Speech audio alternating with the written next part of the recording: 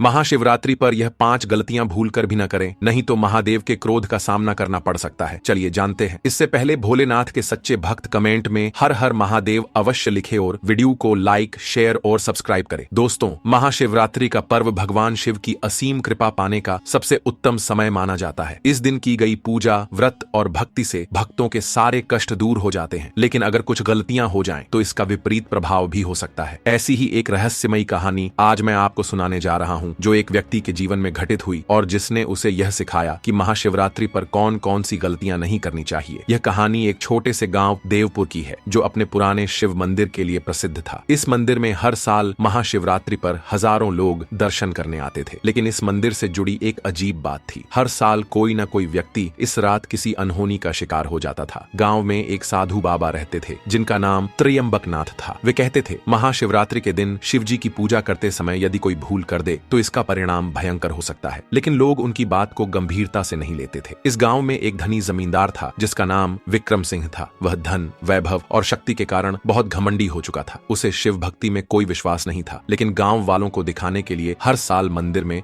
महाशिवरात्रि की पूजा करवाता था। एक बार महाशिवरात्रि के दिन वह साधु बाबा त्र्यंबकनाथ के पास गया और हंसते हुए बोला, बाबा, आप हर साल डराते रहते हैं कि महाशिवरात्रि पर गलतियां मत करो। क्या होगा अगर मैं ऐसा करूं? बाबा ने गंभीर होकर कहा, राजा, शिव भक्ति में लापरवाही मत करो। अगर इस पावन रात को 5 गलतियां करोगे तो तुम्हारा सर्वनाश निश्चित है। विक्रम सिंह ने बाबा की बात को मजाक में ले लिया और ठान लिया कि वह खुद इन 5 गलतियों को करेगा और सिद्ध करेगा कि यह सब अंधविश्वास है। लेकिन उसे क्या पता था कि उसकी यह भूल उसे एक भयावह सत्य की ओर ले जा रही थी। शिव पूजा से पहले शुद्धता का विशेष ध्यान रखना आवश्यक होता है। लेकिन विक्रम सिंह ने इस नियम को अनदेखा किया। उसने सोचा, यह सिर्फ एक परंपरा है, इससे क्या फर्क पड़ेगा, और बिना स्नान किए ही मंदिर चला गया। जैसे ही उसने शिवलिंग पर जल चढ़ाया, मंदिर में जलती हुई दिए की लौ अचानक बुझ गई। वातावरण में एक अजीब सा सन्नाटा छा गया। लोगों को कुछ समझ नहीं आया, लेकिन साधु बाबा ने आंखें बंद कर लीं और मन ही मन बोले, पहली गलती हो चुकी है। मंदिर में जाकर विक्रम सिंह ने देखा कि लोग बेलपत्र, धतूरा और भांग चढ़ा रहे थे। लेकिन उसने सोचा कि तुलसी बहुत पवित्र होती है और उसने शिवलिंग पर तुलसी के पत्ते चढ़ा दिए। जैसे ही तुलसी के पत्ते शिवलिंग पर पड़े, मंदिर की घंटियां अपने आप तेजी से बजने लगीं। वहां मौजूद पुजारियों और भक्तों ने उसे रोकने की कोशिश की, लेकिन तब तक बहुत देर हो चुकी थी। अचानक हवा में एक अजीब सा कंपन हुआ और मंदिर के द्वार जोर से बंद हो गए। गांव वालों के चेहरे पर डर साफ दिख रहा था। साधु बाबा ने कहा, दूसरी गलती भी हो गई। विक्रम सिंह को अब भी इस सब पर विश्वास नहीं था। उसने मंदिर में रखे बेल पत्रों में से एक उठा लिया, लेकिन वह फटा हुआ था। फिर भी उसने उसे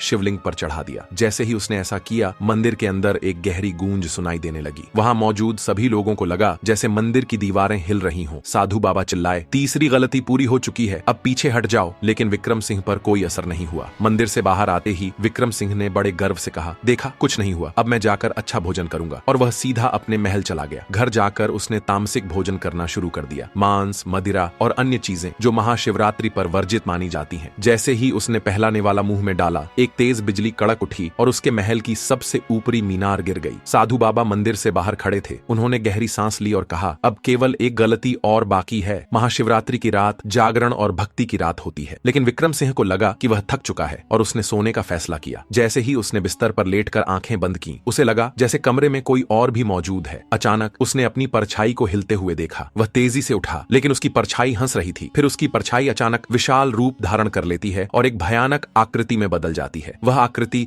धीरे धीरे भगवान शिव के रौद्र रूप में बदल गई। तीसरी आंख खुली हुई, गले में सर्पों की माला और हाथ में त्रिशूल। भगवान शिव ने गूंजती हुई आवाज में कहा, विक्रम सिंह, तुमने महाशिवरात्रि की पवित्रता का अपमान किया है। ये रात भक्ति की है और तुमने इसे अहंकार से भरा। अब तुम्हें अपने कर्मों का फल भुगतना होगा। अगले ही पल वहां जोरदार गर्जना हुई और पूरा महल हिल उठा। जब सुबह गांव वाले वहां पहुंचे तो विक्रम सिंह का पूरा महल धरती में समा चुका था। सिर्फ एक चीज बची थी, एक टूटा हुआ बेलपत्र जो मंदिर के द्वार पर पड़ा था।